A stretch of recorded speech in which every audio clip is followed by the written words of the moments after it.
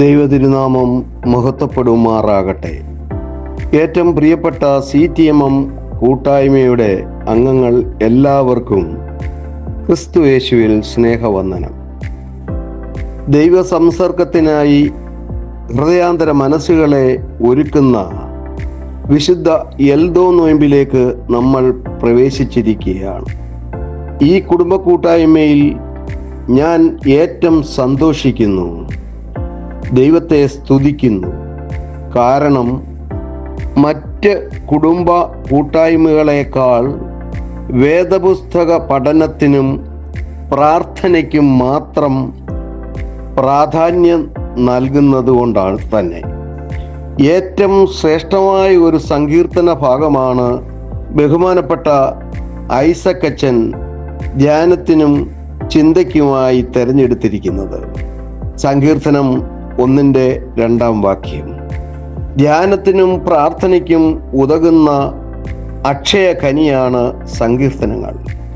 വേദപുസ്തകത്തിൽ അനുവാചകർ ഏറെ പ്രിയപ്പെടുന്നത് ഉപയോഗിക്കുന്നതുമായ പുസ്തകമാണ് സങ്കീർത്തനങ്ങൾ.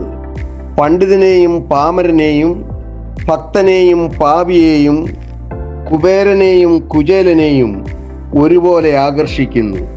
സങ്കീർത്തനം 1 അധ്യായത്തിൽ പ്രതിപാദിക്കുന്നത് 3 ഭാഗ്യാവസ്ഥയെക്കുറിച്ചാണ്. ഭാഗ്യവാനായ സന്തുഷ്ടനായ മനുഷ്യൻ, അവൻ ദുഷ്ട സംസർഗത്തിൽ നിന്ന് ഒഴിഞ്ഞു നിൽക്കും. തിന്മയുടെ മാർഗം പിന്തുടരുന്നവരെ 3 വാക്കുകൾ കൊണ്ടാണ് വിശേഷിപ്പിക്കുന്നത്: ദുഷ്ടന്മാർ, പാപികൾ, പരിഹാസികൾ. ദുഷ്ടന്മാർ തിന്മയുടെ മൂർത്തിഭാവമാണ്. പാപികൾ ദൈവകൽപ്പനയെ ലംഘിക്കുന്നവരാണ്. പരിഹാസി ദൈവനിഷേധികളും ആത്മീയ മൂല്യങ്ങളെ പുച്ഛിക്കുന്നവരുമാണ്.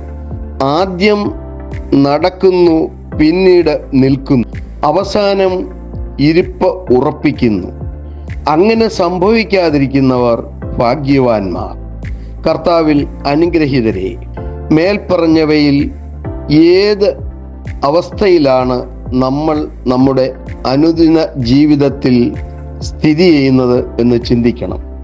ഈ നോയമ്പിൻ്റെ കാലയളവിൽ പാപബോധവും പശ്ചാത്താപവും നമുക്ക് ഉണ്ടാകണം. ശുദ്ധീകരിക്കപ്പെട്ട ഒരു ജീവിതം വേണം. അപ്പോൾ നമ്മളുടെ നോമ്പും ഉപവാസങ്ങളും അനുഗ്രഹമാവും. നമ്മുടെ വ്യക്തി ജീവിതം അനുഗ്രഹിക്കപ്പെടും, നമ്മുടെ കുടുംബജീവിതം അനുഗ്രഹിക്കപ്പെടും. നമ്മളുടെ കൊച്ചുമക്കൾ ഏവരും ശ്രേഷ്ഠരായിത്തീരും.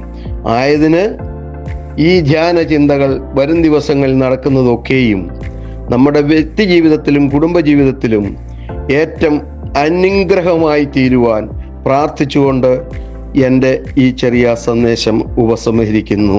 ദൈവത്തിന് സ്തുതി.